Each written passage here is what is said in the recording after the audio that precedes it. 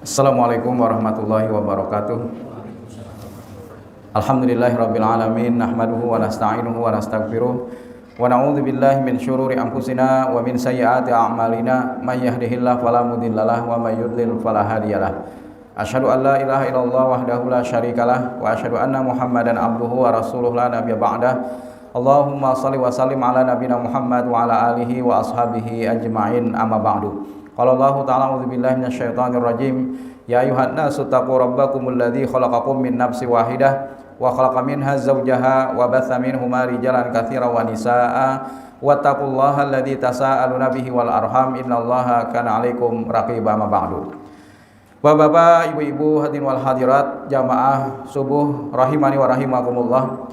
Puji dan syukur marilah bersama-sama kembali kita panjatkan kehadirat Allah Subhanahu wa taala atas limpahan segala nikmat dan karunia-Nya, hidayah serta petunjuknya jualah, sehingga pada kesempatan ini kita sudah berada di penghujung atau juga di puluhan terakhir, sepertiga terakhir daripada bulan Ramadan. Semoga kita bisa memanfaatkan sepertiga daripada bulan Ramadan atau di penghujung daripada bulan Ramadan justru dengan peningkatan amal-amal kita di hadapan Allah Subhanahu wa taala.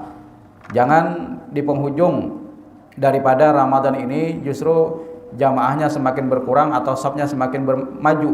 Karena apa? Karena sudah banyak orang yang pindah menuju mal-mal. Jangan seperti itu. Justru di penghujung atau puluhan terakhir ini kita sprint, ibarat lari. Di hari pertama sampai dengan 20 itu Nabi masih menyempatkan untuk tidur, Pak. Masih menyempatkan untuk tidur dan juga sholat.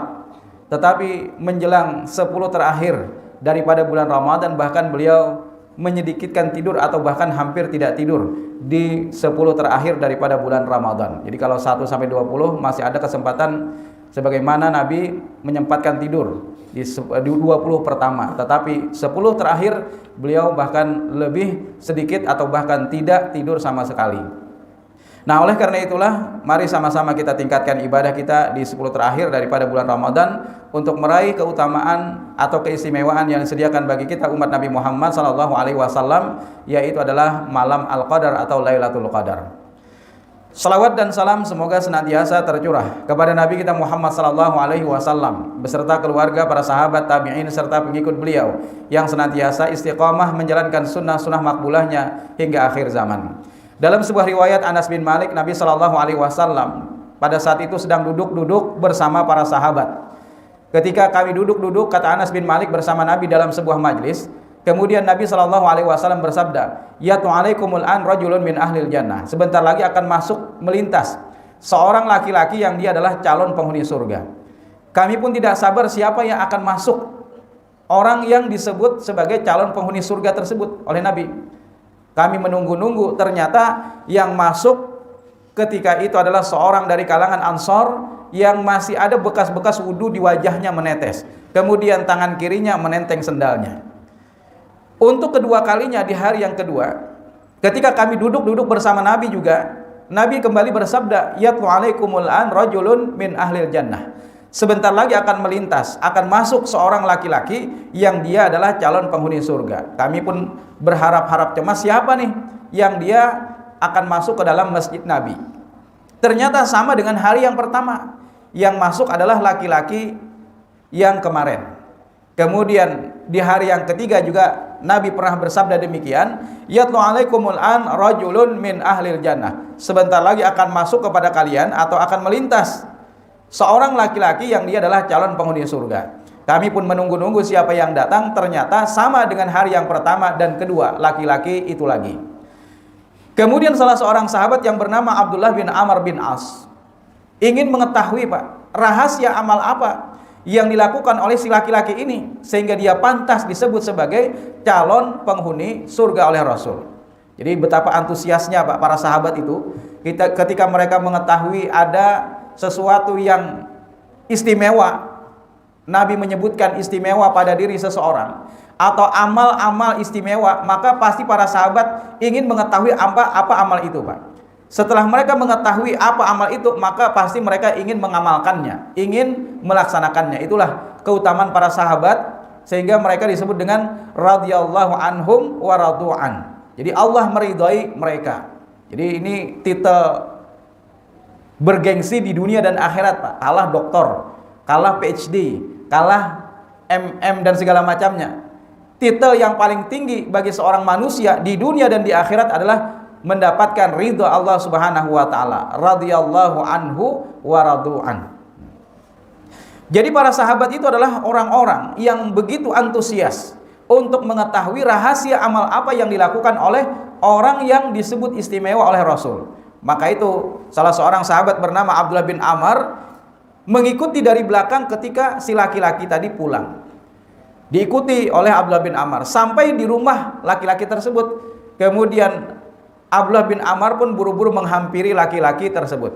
Kemudian Abdullah bin Amr berkata, "Ya fulan, aku ingin menginap di rumahmu, izinkan aku untuk menginap di rumahmu barang beberapa malam, karena aku punya persoalan," kata Abdullah bin Amr, "di rumahku, sehingga aku berjanji dalam beberapa malam ini tidak bisa pulang." Nah, sebenarnya tujuan Abdullah bin Amr bermalam di rumah orang tersebut hanya ingin mengetahui, Pak, rahasia amal apa, atau hanya ingin memata-matai amal apa yang dilakukan oleh si laki-laki tadi. Kemudian akhirnya si laki-laki tadi pun mempersilahkan kepada Abdullah bin Amr menginap di rumahnya. Di hari pertama diamati oleh Abdullah bin Amr, Pak, di mata-matai amal apa yang dilakukan oleh laki-laki tersebut. Ternyata di hari pertama Abdullah bin Amr tidak menemukan, Pak, tidak menemukan rahasia amal apa yang dilakukan oleh si laki-laki tadi. Karena menurut kacamata Abdullah bin Amr, apa yang dilakukan oleh si laki-laki tadi sama saja sebagaimana yang dilakukan oleh para sahabat-sahabat Nabi yang lain. Bahasanya itu standar aja amalnya. Kok dia disebut oleh Rasul sebagai calon penghuni surga? Mungkin ada sesuatu yang lain. Akhirnya ditunggu kembali di hari yang kedua oleh Abdullah bin Amr. Di hari yang kedua sama lagi, Pak. Ternyata Abdullah bin Amr tidak menemukan rahasia amal yang dilakukan oleh orang tersebut. Karena orang itu hanya melakukan amaliyah-amaliyah sebagaimana biasa yang juga dilakukan oleh para sahabat-sahabat Rasul yang lain. Kemudian di hari ketiga Abdullah bin Amr pun berupaya untuk mengetahui lagi. Mungkin di hari ketiga ini dia menemukan. Ternyata sama dengan hari yang pertama dan kedua, Abdullah bin Amr tidak menemukan sama sekali rahasia amal apa yang dilakukan oleh si laki-laki tadi. Karena lama menginap di rumah orang itu sudah 3 hari. Nah, ini dari hadis ini kita juga bisa mengambil pelajaran, Pak, bahwa adabnya menginap di rumah orang itu cuma 3 hari 3 malam, Pak. Jadi itu adabnya. Kalau lebih daripada 3 hari 3 malam, apalagi sampai 1 bulan, itu namanya bukan menginap, itu mengkos. Akhirnya apa? Karena sudah 3 hari, Abdullah bin Amr pun izin pulang. "Ya fulan, sebenarnya aku ingin berterus terang. Aku beberapa hari ini menginap di rumahmu, bukan ada masalah dengan keluargaku, tetapi aku hanya ingin mengetahui rahasia amal apa yang engkau lakukan selama ini, sehingga engkau pantas disebut oleh Rasul sebagai calon penghuni surga." Kemudian si laki-laki tadi pun menjawab, "Engkau telah menyaksikan dari apa yang sehari-hari aku lakukan. Apakah tidak ada yang lain?" "Tidak ada," kata laki-laki tersebut. "Aku melakukan sebagaimana yang engkau saksikan dalam beberapa hari tadi." Kemudian pada saat Abdullah bin Amr ingin beranjak pulang, laki-laki tadi pun berkata, "Barangkali ada 2 prinsip yang selama ini aku pegang selama dalam hidupku." "Apa itu?" kata Abdullah bin Amr. "Pertama adalah aku tidak pernah berkata yang tidak baik terhadap orang lain." Jadi tidak pernah berkata yang buruk. Pokoknya kata-katanya hanya baik-baik saja kepada orang lain. Yang kedua, aku tidak pernah iri terhadap orang lain yang Allah memberikan karunia kepadanya. Kemudian Abdullah bin Amr pun berkata, "Hadhil lati balaghat bika." Inilah ternyata rahasia amal yang engkau lakukan sehingga engkau pantas disebut sebagai calon penghuni surga. Nah, Bapak-bapak, Ibu hadirin wal hadirat rahimakumullah, dari hadis yang diriwayatkan oleh Anas bin Malik ini dapat kita ambil satu pelajaran, bahwa kita sebagai seorang muslim ditarbiyah, dididik di bulan Ramadan ini bukan hanya mengerjakan ibadah-ibadah mahdah saja, Pak. Bukan hanya salat, bukan hanya puasa, bukan hanya zakat dan haji saja dan ibadah-ibadah lainnya dari tingkatan wajib sampai dengan ibadah sunnah. Tetapi ternyata Allah juga mentarbiyah kita, mendidik kita, memberikan satu pelatihan bagi kita, yaitu adalah agar terbentuknya insan-insan yang bertakwa atau orang-orang yang memiliki karakter kepribadian yang baik dalam kehidupannya bersama dengan orang lain. Maksudnya apa? Harmonis hubungannya sesama manusia. Jangan yang dipentingkan itu hanya sholat, puasa, zakat, haji, sementara hubungannya terhadap tetangga kada bagus, hubungannya terhadap jiran tidak bagus, hubungannya kepada orang lain tidak bagus. Bahkan Nabi SAW pernah bersabda, atadruna mal muflis, kata Rasul, tahukah kalian siapakah orang yang bangkrut? Min ummati yaumal qiyamah, di kalangan umatku pada hari kiamat kelak. Kemudian para sahabat menjawab, yang dinamakan orang yang bangkrut itu, wahai Rasul, man la dirham lahu wala mata, yaitu adalah orang yang tidak memiliki uang dan juga tidak memiliki kekayaan. Kata Rasul apa? Innal muflis min ummati yaumal qiyamah, sesungguhnya orang yang bangkrut di kalangan umatku nanti pada hari kiamat kelak itu bukan orang yang tidak memiliki uang dan juga tidak memiliki harta, bukan, tetapi sesungguhnya orang yang bangkrut di kalangan umatku pada hari kiamat kelak itu adalah orang yang membawa pahala salatnya, orang yang membawa pahala puasanya, orang yang membawa pahala ibadah-ibadah yang lain. Tetapi ternyata di samping mereka melakukan ibadah-ibadah mahdah, hubungan baiknya kepada Allah ada, tetapi ternyata mereka wadaraba hadza, mereka memukul orang lain, wa akala mala hadza, mereka merampas hak orang lain, mengambil harta orang lain, culas dalam berdagang, mengurangi timbangan atau takaran. Kemudian mereka zalim terhadap di dunia, terhadap orang lain semasa di dunia. Bahkan mungkin ada orang yang mengambil tanah patok orang lain dipindahkan walaupun hanya sejengkal, Pak. Dan segala macam keburukan-keburukan sesama manusia lainnya. Wa qatala hadza, bahkan mereka ada yang berani membunuh orang lain. Maka pada hari kiamat kelak, orang-orang yang dizaliminya semasa di dunia akan minta pertanggungjawaban di hadapan Allah Subhanahu wa taala. Satu persatu datang, ya Allah, si fulan ini pada saat di dunia dia telah mengambil hakku, maka kata Allah, ambil pahala salatnya. Kemudian yang kedua datang lagi, ya Allah, si fulan ini pada saat di dunia dia telah mengurangi takaran timbangannya pada saat dia menjual kepadaku, maka kata Allah, ambil pahala salatnya. Kemudian masih ada lagi orang yang datang, ya Allah, si fulan ini pada saat di dunia dia telah menggibahku, maka ambil pahala puasanya. Kemudian masih ada lagi yang datang, ya Allah, si fulan ini pada saat di dunia dia telah memfitnahku, maka ambil pahala puasanya. Akhirnya satu persatu datang menagih, Pak, meminta keadilan terhadap kezaliman yang telah dia lakukan semasa di dunia. Pahala salatnya habis, pahala puasanya habis, pahala zakat dan hajinya juga habis. Sementara masih banyak orang yang mengantri minta keadilan terhadap apa yang telah dia lakukan semasa dia di dunia. Pahala ibadahnya sudah habis, mau apa lagi, Pak? Akhirnya apa? Dosa engkau, kata Allah, limpahkan kepada orang ini. Jadi masih ada orang yang mengantri minta keadilan, ya Allah, si fulan ini pada saat di dunia dia telah memukulku, maka kata Allah apa? Ambil dosamu, limpahkanlah kepadanya. Masih ada lagi orang yang datang mengantri, ambil dosamu, limpahkan kepadanya. Akhirnya apa? Pahala ibadahnya habis, sementara dia bertumpuk akan dosa-dosa dari orang yang dizaliminya semasa di dunia. Kemudian Rasul bersabda, "Tsumma turiha finnar." Akhirnya dia dicampakkan ke dalam api neraka. Nauzubillahi min dzalik, Pak. Oleh karena itulah Rasul pernah mengingatkan kepada kita semua, rubba shaimin hazzuhu min siyamihi ilal ju' wal atas. Berapa banyak orang yang berpuasa tetapi mereka tidak mendapatkan apa-apa daripada puasanya selain daripada lapar dan haus saja, Pak. Karena apa? Karena memang dia mampu menjaga mulutnya untuk tidak makan dan minum, tetapi ternyata tidak pintar menjaga mulutnya dari membicarakan orang lain, menggibah orang lain, membicarakan aib orang lain dan segala macamnya. Tangannya juga pada berdagang, dia mudah sekali untuk mengurangi takaran dan timbangan, padahal dia berpuasa. Maka sesungguhnya puasa yang dia lakukan hanya sekedar menahan lapar dan haus saja. Nah, Bapak-bapak, Ibu hadirin wal hadirat rahimakumullah, memang untuk mengejar yang namanya surga Allah yang teramat sempurna tidak cukup hanya dengan ibadah, amal-amal yang kita lakukan, Pak.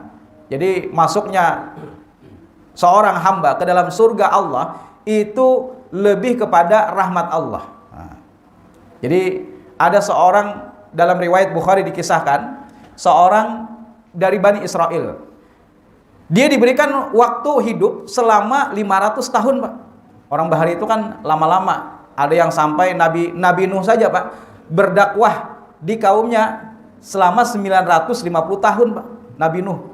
Berarti kalau misalnya Nabi Nuh itu diangkat oleh Allah menjadi rasul di umur 40, berarti umur Nabi Nuh itu bisa sampai mencapai 1000 tahun. Beliau berdakwah selama 950 tahun. Jadi nabi-nabi terdahulu ada yang mereka memiliki umur ratusan tahun, 250 dan segala macamnya. Jadi dikisahkan seorang dari Bani Israel ini, Dalam riwayat Bukhari disebutkan diberikan jatah hidup selama 500 tahun, Pak. Dan dia gunakan 500 tahun itu hanya untuk beribadah kepada Allah. Kalau kita kan misalnya umur kita saat ini 60 tahun, dipotong masa balik misalnya umur 15 tahun misalnya. Memang balik itu beda-beda antara satu orang dengan yang lain. 15 tahun misalnya. Berarti masih tersisa 45 tahun malah. 45 tahun itu tidak semuanya kita gunakan juga dalam ibadah mahdah. Aktivitas lain, kita tidur dalam satu malam misalnya 6 jam. Kalikan berapa tahun sudah. Kemudian kita bekerja di siang hari dari jam 8 sampai jam 2 siang atau jam 3. Itu berapa jam sudah habis waktu kita. Kalikan dengan umur kita saat ini. Mungkin yang kita gunakan itu tidak lebih daripada 15 tahun beribadah kepada Allah, Pak. Itu gen syukur benar sudah. Itu lumayan banyak, Pak. Sekali misalnya sholat dikalikan dengan 5 waktu, taruhlah setengah jam dengan ibadah-ibadah sunnahnya, qobliyah atau juga ba'diyahnya. Ditambah dengan ibadah-ibadah sunnah lainnya, taruhlah setengah jam. Setengah jam kalikan 5 berarti 2,5 jam. Nah, kalikan berapa tahun umur yang Allah berikan kepada kita ketika kita sudah balik. Berarti kurang lebih misalnya taruhlah 15 tahun. 45 dikurang 15. Nah, selebihnya 30 tahun kita gunakan untuk tidur, aktivitas lainnya, sekalipun aktivitas lainnya itu kalau kita niatkan ibadah, itu termasuk dalam kategori ibadah juga. Kita bekerja itu ibadah dan segala macamnya. Tetapi yang kita hitung ini ibadah mahdahnya. Nah, laki-laki tadi beribadah selama 500 tahun lamanya, Pak. Nah, ketika dia meninggal dunia, Allah pun memerintahkan kepada malaikat, "Wahai malaikat, tempatkanlah laki-laki ini ke dalam surga dengan rahmatku." Ternyata dia protes, Pak. "Ya Allah, dengan amalku yang telah aku lakukan selama 500 tahun. Lalu kata Allah, "Dengan rahmatku." Ternyata dia protes lagi, "Dengan amalku ya Allah." Maksudnya itu hargai amalku yang telah aku lakukan selama 500 tahun. Akhirnya apa? Allah pun mengatakan kepada malaikat, "Wahai malaikat, timbang amal orang ini yang telah dia lakukan selama 500 tahun. Ditimbangnya itu dengan bukan apa-apa, Pak. Hanya dengan satu kenikmatan yang Allah berikan kepadanya, yaitu mata, Pak. Baru lagi nikmat-nikmat yang lain. Baru mata aja. Akhirnya malaikat pun menimbang 500 tahun amal yang dilakukan oleh laki-laki tadi dengan kenikmatan satu yang Allah berikan, yaitu mata. Ditimbang malaikat, ternyata berat mana, Pak? Berat mata yang Allah berikan nikmat kepadanya. Luar biasa, Pak. Belum lagi nikmat nafas yang kita diberikan secara gratis. Coba bayangkan, Pak, orang yang kemarin itu mengalami COVID, itu deras, Pak. Sekalipun deras yang masuk ke dalam hidung, oksigen, itu kadang merasa, Pak. Orang kadang merasa karena apa? Mungkin sudah terkontaminasi virus. Bahkan dalam sehari itu bisa menghabiskan 5 tabung, Pak. Kalikan saja satu tabung 150. Berapa uang yang dihabiskan ketika seseorang butuh akan nafas. Nah, kita diberikan oleh Allah nikmat gratis bernapas. Belum lagi nikmat-nikmat yang lain. Kita bisa menggerakkan anggota badan kita. Kita bisa mengecap dan segala macamnya. Ini kenikmatan-kenikmatan yang terkadang tanpa kita sadari. Jadi baru satu nikmat mata yang Allah berikan kepada orang tersebut ditimbang dengan 500 tahun amal yang telah dia lakukan, ternyata masih berat nikmat mata yang Allah berikan.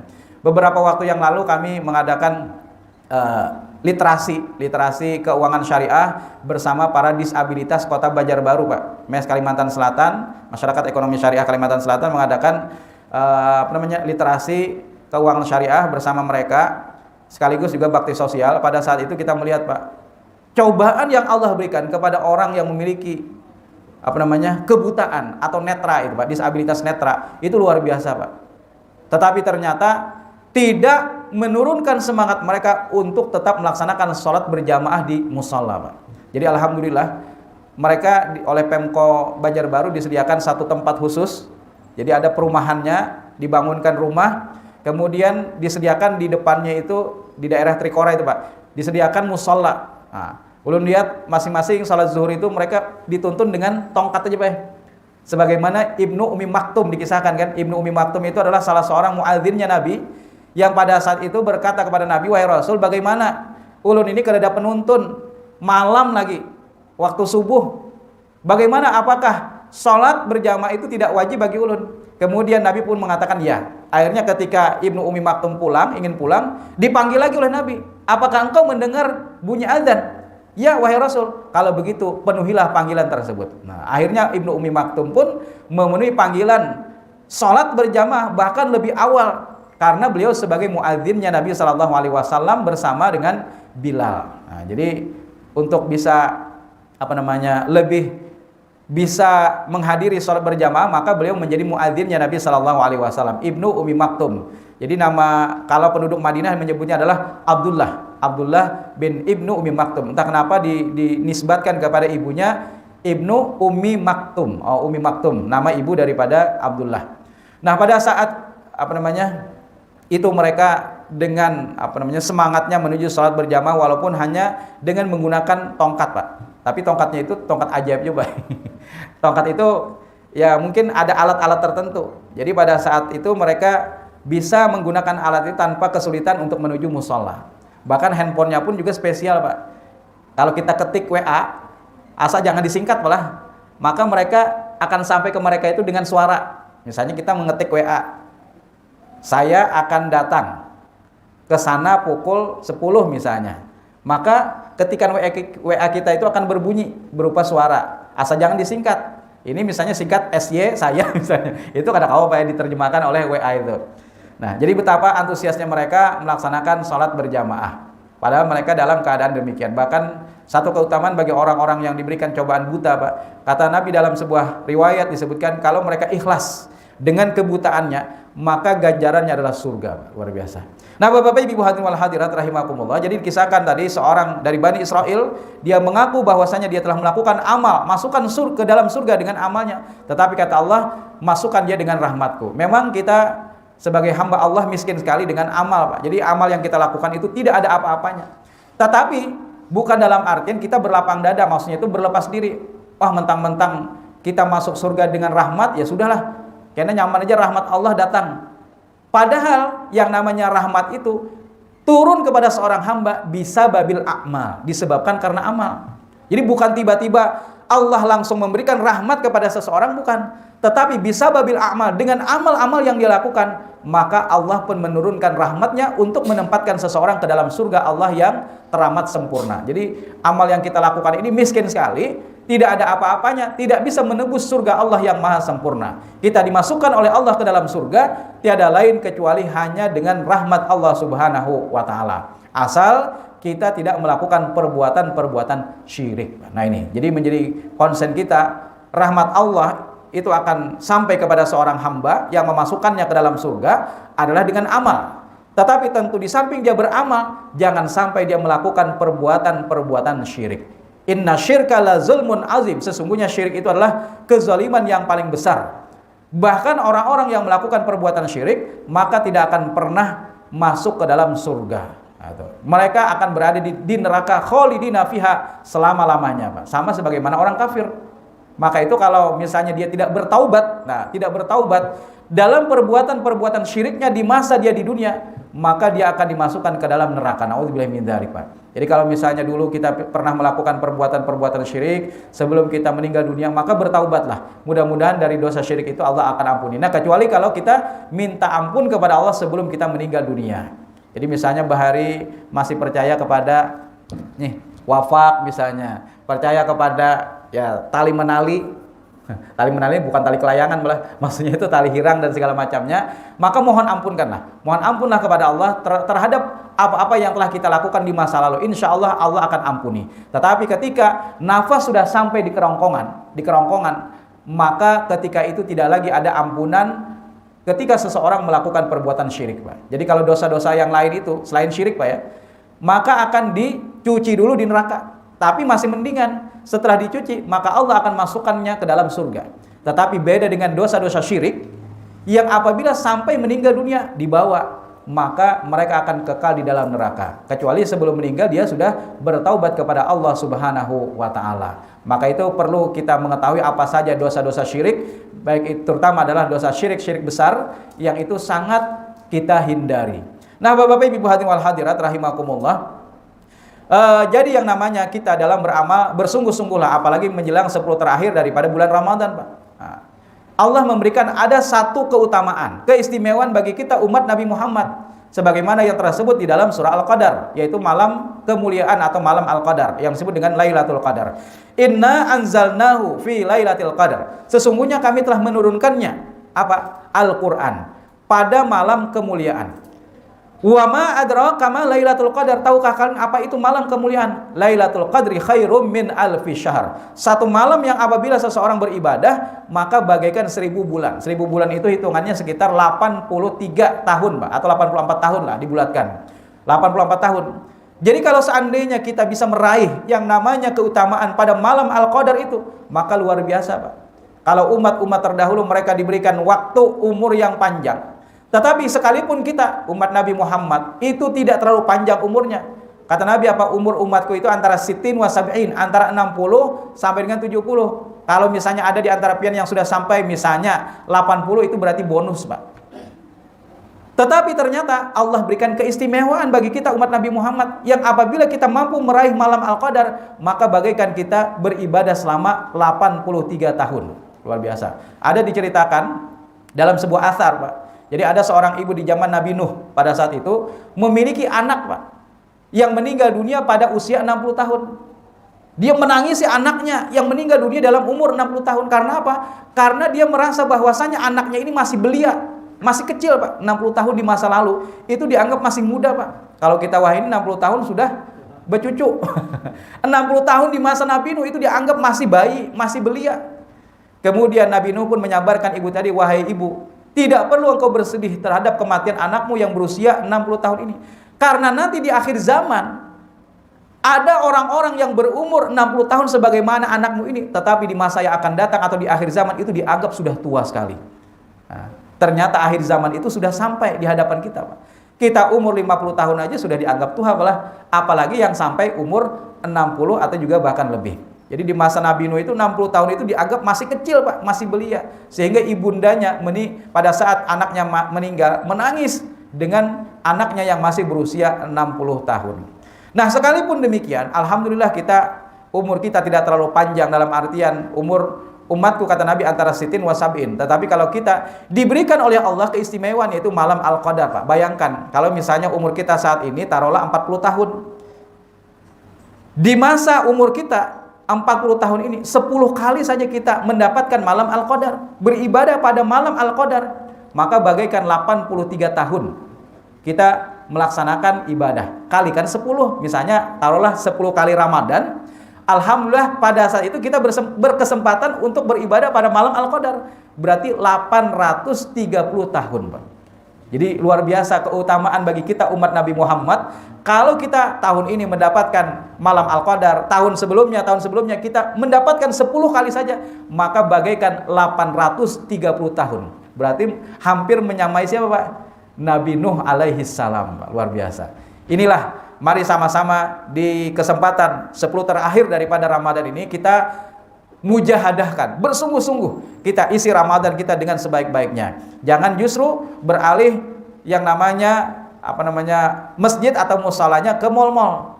Karena orang sudah pada sibuk untuk mempersiapkan pakaian lebaran, makanan lebaran dan segala macamnya. Justru di 10 terakhir daripada Ramadan ini kita lebih giat lagi. Bahkan bahasanya tadi sprint kita lakukan untuk meraih malam kemuliaan. Apa-apa saja yang bisa kita lakukan. Tilawatil Quran, karena Al-Quran diturunkan pada malam Al-Qadar, Pak. Ini kita tingkatkan tilawatil Quran, kita perbanyak baca Al-Quran.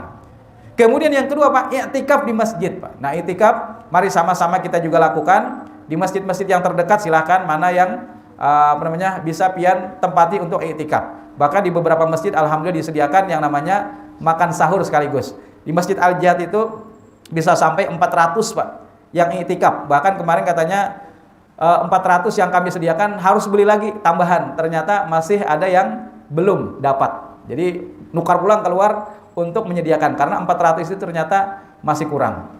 Nah, begitu juga di masjid-masjid yang lain. Maka bisa kita tempati untuk i'tikaf dan sekaligus juga makan sahur sekaligus nanti kita melaksanakan sholat subuh. Nah, Bapak Ibu hadirin wal hadirat rahimakumullah, ya kalaupun misalnya pian bekerja di siang harinya, kada lawas pun kada masalah, Pak, i'tikaf. Yang penting kita menyempatkan untuk i'tikaf. Misalnya ada orang yang memang sudah pensiun.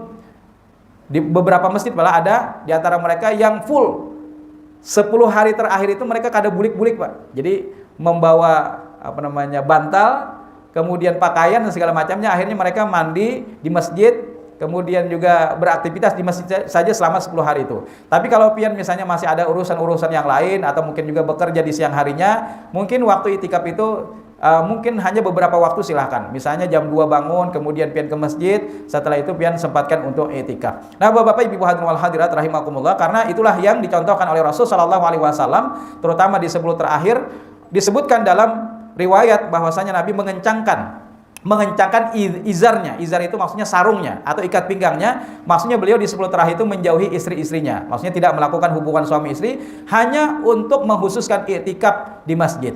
Kemudian beliau juga membangunkan ahli keluarganya untuk mendapatkan yang namanya malam Al-Qadar. Jadi beliau giatkan tidak hanya untuk sholat, Pak. Jadi tidak mesti misalnya sholat sepanjang malam, tidak. Kita baca Al-Quran atau mungkin juga kita niatkan i'tikaf, itu sudah bagian daripada amal-amal yang kita bisa raih di 10 terakhir daripada bulan Ramadan ini. Kata Nabi apa? Taharraw Lailatul Qadri fil ashril awakhiri min Ramadan. Atau di dalam riwayat yang lain Nabi juga bersabda, Taharraw Lailatul Qadri minal witri. Nah, cari-carilah oleh kalian yang namanya malam Al-Qadar di 10 terakhir daripada bulan Ramadan. Atau dalam riwayat yang lain, cari-carilah oleh kalian yang namanya malam kemuliaan atau malam Al-Qadar. Kapan itu? Di malam-malam ganjil di 10 terakhir daripada bulan Ramadan. Kalau misalnya kau setiap hari, pilih malam-malam ganjil barang baik. Nah, malam 21, 23 tadi malam, kemudian 25 atau 27 atau juga 29. Kalau misalnya setiap hari bisa, ya silahkan. Nah, apalagi amal-amal yang bisa kita lakukan, infak, sedekah kita tingkatkan. Kemudian selanjutnya adalah zikir kepada Allah Subhanahu wa taala juga kita lakukan. Ada satu contoh dari zikir Nabi sallallahu alaihi wasallam yang biasa Nabi baca di 10 terakhir daripada bulan Ramadan, yaitu dengan bacaan zikir Allahumma innaka afuun tuhibbul afwa fa'fu anni. Nah, jadi Allahumma innaka afuun tuhibbul afwa fa'fu anni. Karimnya itu tidak ada, Pak. Kan biasa Allahumma innaka afun karim. Nah, karimnya itu dalam redaksi hadis itu tidak ada. Allahumma innaka afun tuhibbul afwa fa'fu anni. Artinya adalah ya Allah, sesungguhnya Engkau pemilik ampunan. Allahumma innaka afun tuhibbul afwa. Engkau mencintai orang-orang yang meminta ampun. Fa'fu anni, maka ampunilah daku. Nah, demikian mungkin yang bisa saya sampaikan pada kesempatan di subuh kali ini. Mudah-mudahan kita bisa mempertahankan ibadah-ibadah kita di 10 terakhir bulan Ramadan ini, yang justru ini ada satu kemuliaan atau keutamaan di 10 terakhir, yaitu yang disebut dengan malam Al-Qadar atau Lailatul Qadar. Aqulu qouli hadza subhanakallahumma wa bihamdika asyhadu an la ilaha illa anta astaghfiruka wa atubu ilaik. Wassalamualaikum warahmatullahi wabarakatuh.